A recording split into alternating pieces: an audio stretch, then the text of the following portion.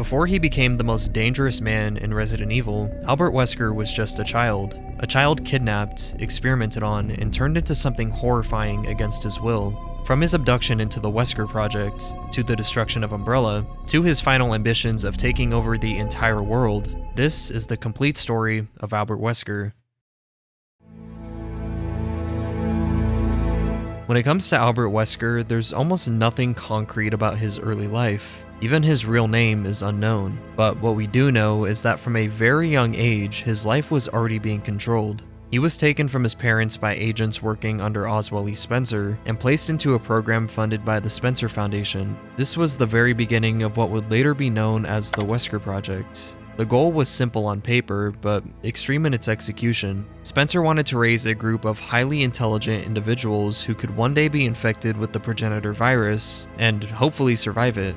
If successful, they wouldn't just live, they'd become something beyond human. So from the start, these children were raised in controlled environments, given access to the best education possible, and pushed into fields that would develop their intelligence as much as possible. They were all given the same name of Wesker, removing any sense of individuality they could have possibly had. They weren't being raised as normal people, they were being shaped to carry on Spencer's ideals. Ideals centered around the belief that humanity as it existed was fundamentally flawed. War, disease, and instability weren't seen as temporary problems, but as proof that the human race had reached its limit.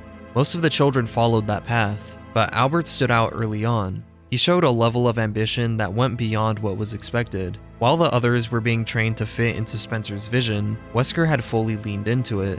He chose to pursue biotechnology, putting himself in a position where he could directly work with the kind of research that would define his future. And from that point on, everything he became can be traced back to this. He wasn't just raised to be part of the project, he grew into one of its most successful results. By 1977, Wesker's talent had already put him on the radar. He was recruited by the Spencer Foundation and brought into the Umbrella Corporation, where he was placed into the Umbrella Executive Training School. The program was designed to take gifted individuals and push them even further. Students were trained in advanced scientific fields, but more importantly, they were shaped to think a certain way, to prioritize results above everything else. Most of the class didn't stand out, but two of them did. Wesker and a 16-year-old boy named William Birkin both showed the same combination Umbrella valued: high intelligence, strong focus, and a willingness to cross lines if it meant progress. Their performance caught the attention of James Marcus, one of Umbrella's founders. He began working closely with them and eventually trusted them with his research. However, that trust didn't last very long. After a series of internal incidents, the training center was shut down. Wesker and Birkin were transferred to the Arklay laboratory as senior researchers, and before leaving, they took a completed strain of the T-virus with them. From there, their work shifted directly into Umbrella's main research. At Arklay, they began modifying the virus, looking for ways to improve how it functioned inside the human body. One of their earliest breakthroughs came from combining it with Ebola-based genetic material. The result made it easier for the virus to bypass the immune system, increasing the chances of a host surviving the infection. That opened up new possibilities, and as progress continued, Umbrella began demanding more advanced results.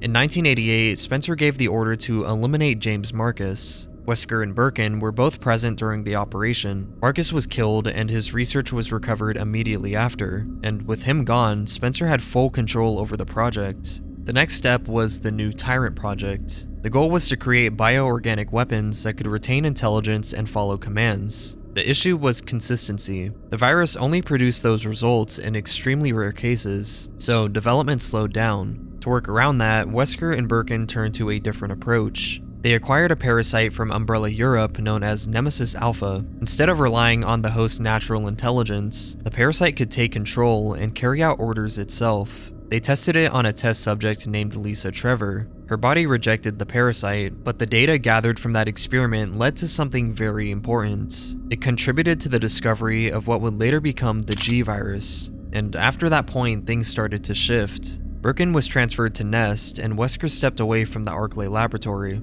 He had started questioning certain decisions being made at the top, especially projects that didn't seem to serve a clear purpose. Instead, he moved into Umbrella's intelligence division. From there, he had access to a different side of the organization.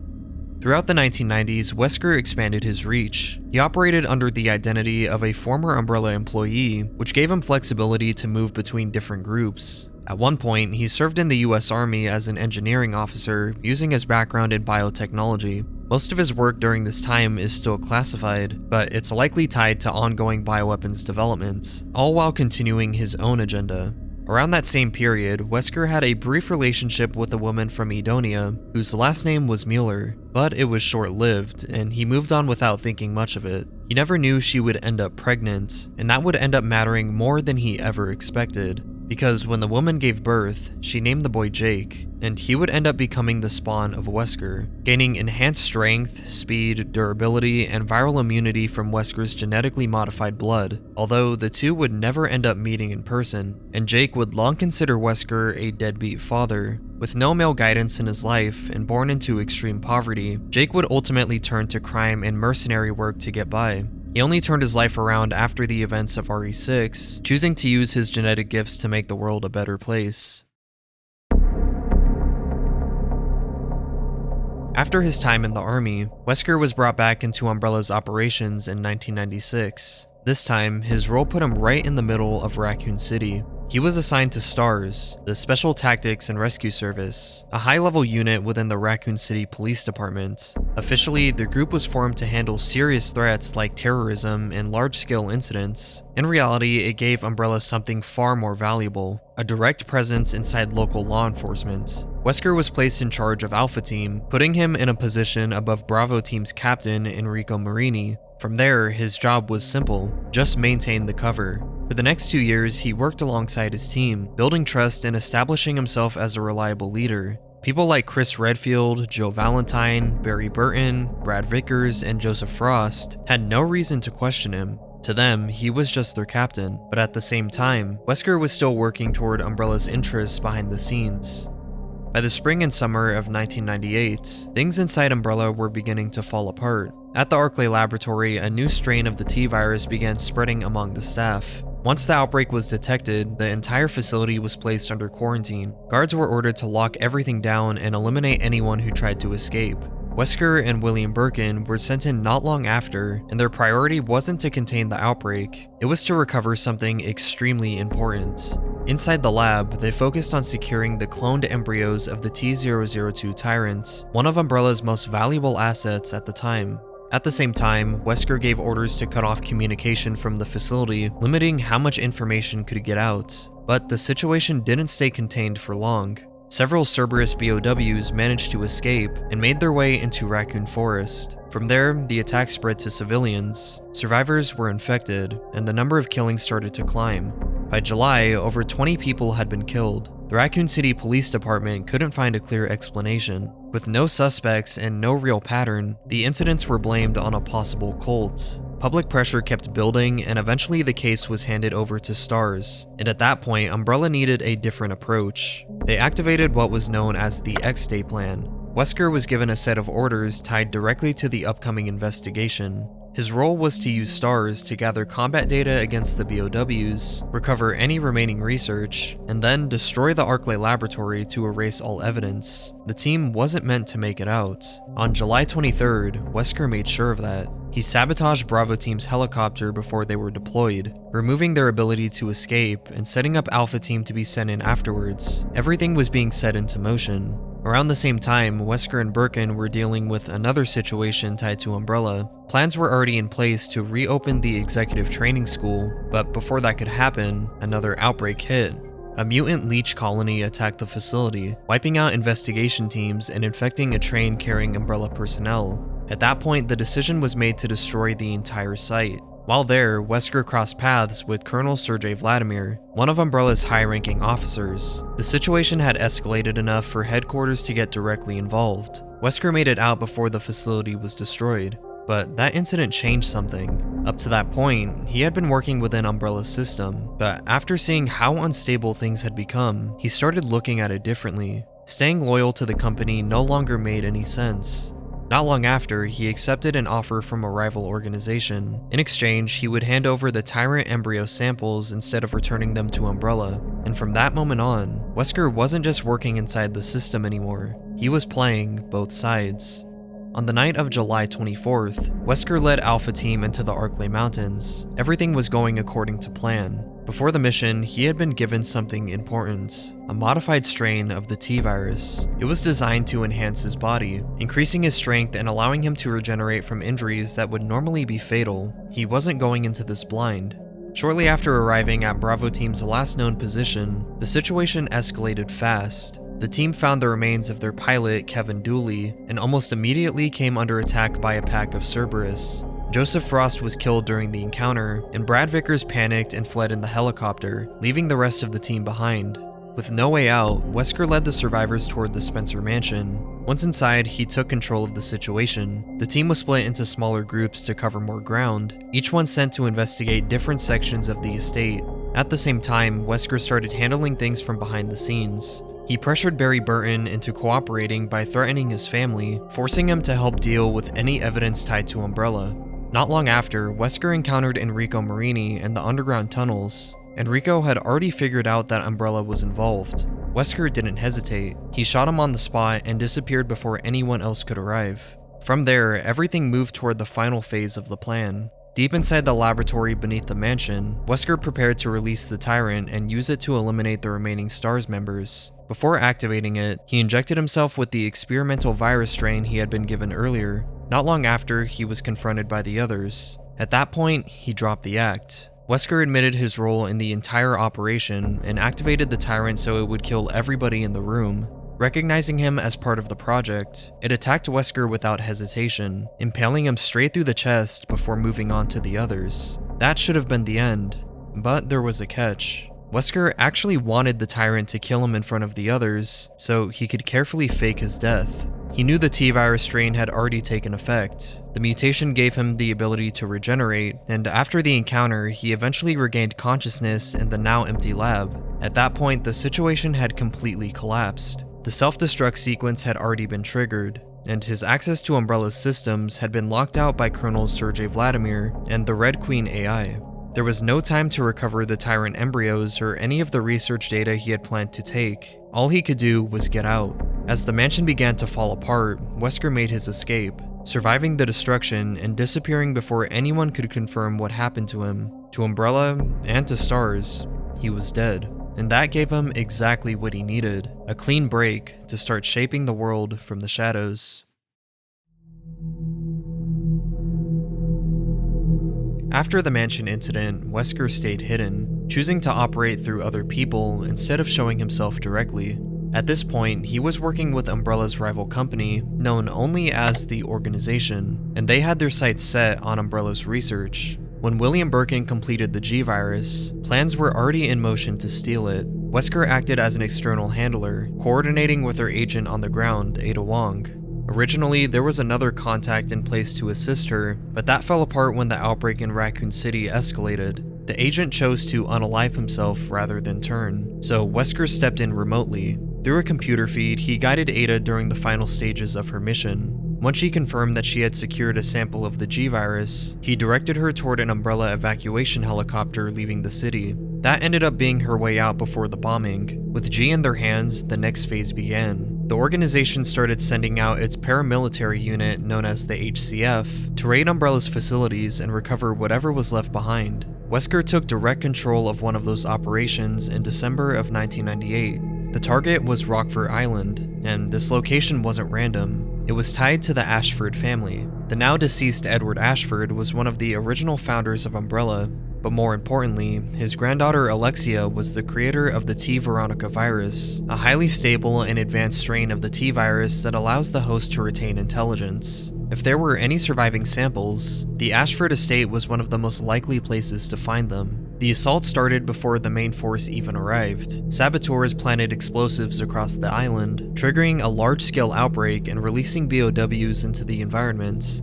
Not long after, the main attack followed, with airstrikes tearing through what remained of the facility. Wesker was on the ground during the operation, personally overseeing the search, but the mission didn't go the way he expected. There were no usable samples left on the island. Instead, he found something else. Claire Redfield had been captured by Umbrella and was being held there. Not long after, her brother Chris arrived looking for her. Wesker crossed paths with both of them, and on both occasions, he came close to killing them, but he didn't actually get the chance. After learning that Alexia Ashford was still alive, he shifted focus and left the island. His next destination was Umbrella's Antarctic base, and the situation there wasn't much better. The outbreak from Rockford had already spread, and the facility was in chaos by the time Wesker arrived. He made his way inside and eventually came face to face with Alexia. For the first time, he had direct access to what he had been looking for.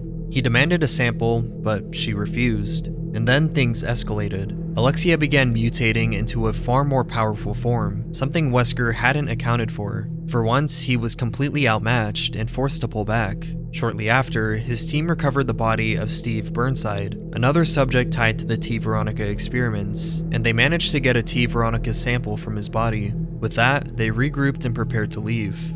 But Wesker wasn't done yet. With both Chris and Claire now in Antarctica, he saw an opportunity to finish things. He captured Claire and brought her back toward the submarine, using her to draw Chris in. He eventually let her go, more interested in facing Chris directly. When the two finally fought, Wesker had the advantage early on. His enhanced strength made it easy to overpower him, but Chris managed to turn it around. Using the environment, he brought down heavy steel girders onto Wesker, pinning him long enough to create an opening. By that point, the facility was already close to collapsing. With the entire situation falling apart and his body damaged, Wesker chose to disengage. He returned to the submarine and left Antarctica behind. The mission wasn't a complete failure, but it wasn't a clean victory either. By the early 2000s, Umbrella was falling apart, but Wesker wasn't slowing down. At this point, he had access to some of the most valuable bioweapons in existence: G-Virus samples, T. Veronica, and even modified versions of Umbrella's older BOWs. Instead of focusing on research, he shifted into something else: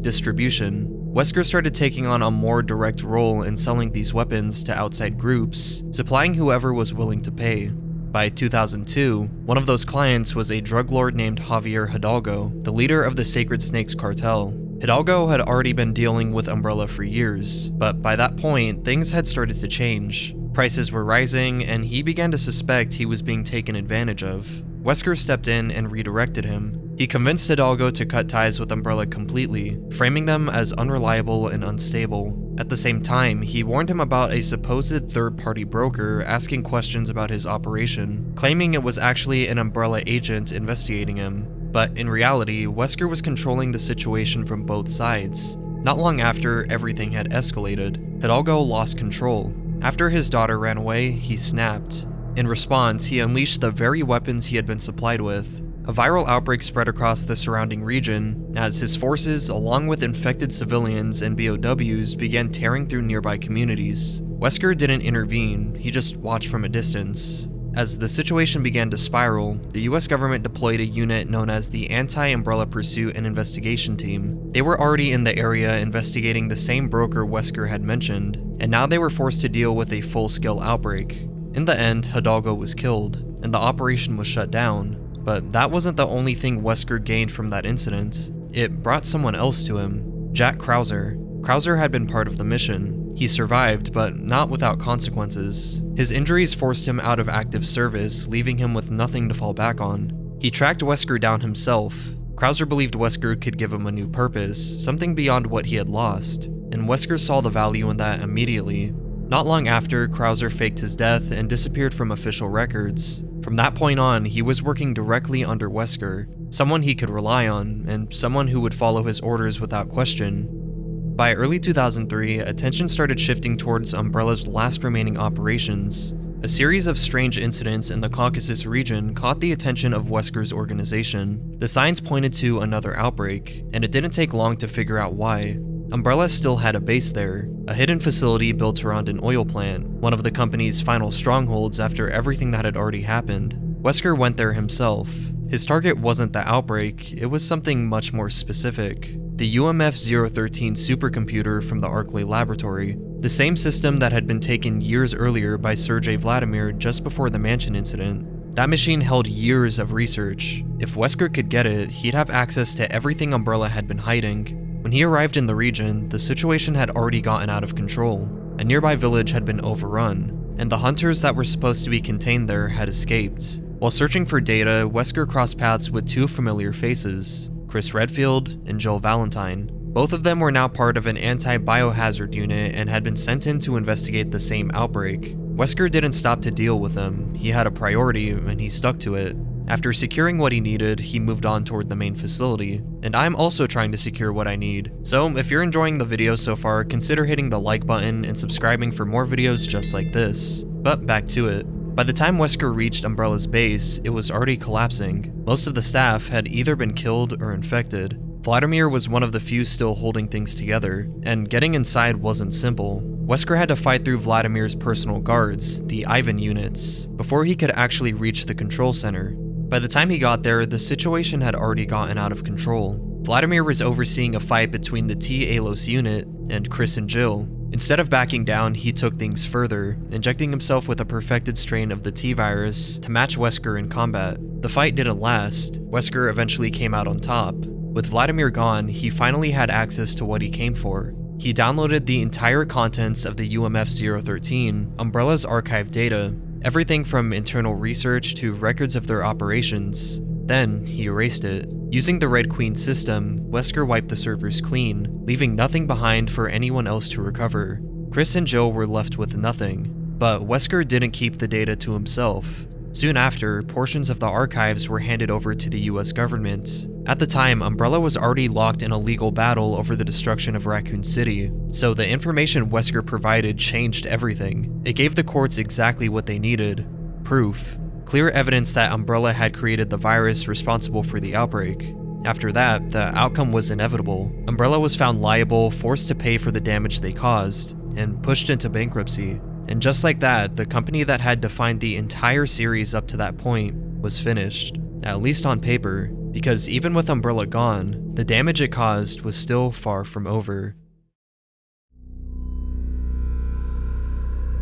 Not long after the Caucasus raid, Wesker started putting the Umbrella archives to use. One of the first people he brought into the loop was Excella Guillon, a geneticist working for Tricell. She had the same kind of mindset he did, focused on results with very little regard for anything outside of that. Wesker gave her access to detailed information on the T-Virus project, research that Umbrella had spent years developing. That changed everything for her. Her position within Tricell grew quickly, and before long, she was leading bioweapons development for the company's African branch. From there, the partnership between the two became more direct. She knew more about him than most people did, including his need for a stabilizing drug, PG67A/W, a progenitor-based serum used to keep the virus within his body stable enough to stop him from losing his strength. There was a level of trust there, at least on a professional level. Anything beyond that wasn't mutual. Around the same period, Wesker's attention shifted again, this time toward a group known as Los Illuminados. Through Ada Wong, he learned about their work with the Plaga parasite. She had intercepted an email from one of the cult's researchers, Louise Serra, asking for help. Wesker didn't respond to the request directly. Instead, he sent in Jack Krauser. Krauser infiltrated the cult with the goal of retrieving a dominant Plaga specimen. While he managed to get one, he ended up keeping it for himself. Even after helping with the kidnapping of the president's daughter, he wasn't fully trusted by the cult's leader. At the same time, things were starting to get complicated behind the scenes. The rival organization Wesker had been working with began to suspect him. Information had been leaking, and they believed he was planning to hand over valuable samples over to Tricell. So they adjusted their approach. They brought Ada in directly. Her job was to act as a middle point between them and Louise Serra, securing another dominant Plaga sample in exchange for helping him escape.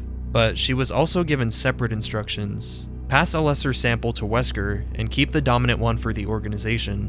Wesker was aware they didn't fully trust him, but at that point he didn't have many options. He let it play out. In the end, Ada managed to keep the dominant sample away from him, leaving him with the subordinate version instead. Still, Wesker found a way to get what he needed. After Krauser was defeated by Leon Kennedy and finished off by Ada, Wesker recovered a usable sample from his body. It wasn't perfect, but it was enough. By 2006, his operation had expanded even further. Working with Guillon and a man named Ricardo Irving, Wesker helped establish a global trade network for BOWs. Weapons created through Plaga research were sold across the black market, and the profits were funneled straight back into development. At the same time, a new research facility was constructed in Africa, built in the same region where Umbrella's founders had originally discovered the progenitor virus. Wesker had tracked down the remaining people who knew about it, and used that information to rebuild from the ground up. But while all of that was happening, something else was set in motion. Oswald E. Spencer was nearing the end of his life. Through Irving, Spencer arranged a meeting. When Wesker arrived at the Spencer estate, he finally got answers to questions he had been carrying for years. Spencer revealed the truth behind the Wesker Project, that everything, including the viral research, had ultimately been meant to support a eugenics program. But at that point, Wesker didn't need him anymore. He killed him, right there with a single strike through the chest. But he didn't get to leave cleanly, as Chris Redfield and Jill Valentine arrived soon after, now working under the BSAA. The confrontation didn't last long. During the fight, Wesker and Jill crashed through a window and fell off the edge of the estate. Both of them ended up surviving. Wesker made it out of the water, carrying an unconscious Jill with him. And after that, things began to change again. The revelation about his origins, the project, everything Spencer had planned, it pushed him further into a new direction. From there, he began working towards something much larger, the Uroboros Project. The idea was to create a virus that would wipe out those that he saw as unworthy, while transforming a select few into something beyond human. Jill was kept alive and taken to a Tricell facility, placed into stasis as a potential test subject. But after further analysis, it was clear she wasn't suitable. Her body had developed antibodies to the virus. Wesker didn't discard her, he instead used her for something else. She was kept under control and used as one of his agents, forced into that role through constant drug injections. And by that point, Wesker wasn't just continuing Umbrella's work anymore. He was building something of his own, finally becoming the mastermind he always sought to be. For the next 2 years, Wesker focused everything on the Uroboros project. At the Tricell facility, development moved fast. This wasn't just small-scale testing anymore. The goal had expanded into something much larger, complete global release. Wesker had missiles designed specifically to spread Uroboros into the upper atmosphere. With the right deployment, the virus could be carried across the entire planet.